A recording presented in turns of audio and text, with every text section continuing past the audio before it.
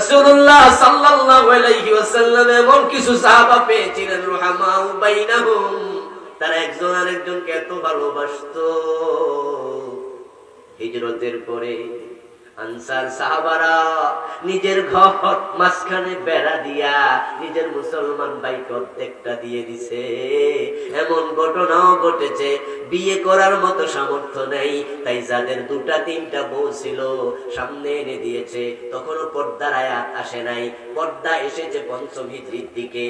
মুহাজির সাহাবারা আনসার সাহাবারা একসাথে থাকে। ভাই তোমার তো রান্না করার মতো বউ নাই, বউকে মোহর দেবা টাকাও নাই, পাইবা কোথায়? যাও আমার ক্ষেত তোমার দিলাম, চাষ করে খাও, ঘরে অর্ধেক বেড়া দিলাম, ঘরে থাকো। আমার তিনটা বউ আছে, একটা ইশারা দিয়ে দেখাও, আমি তালাক দেব, তুমি তাকে বিয়ে করে নাও।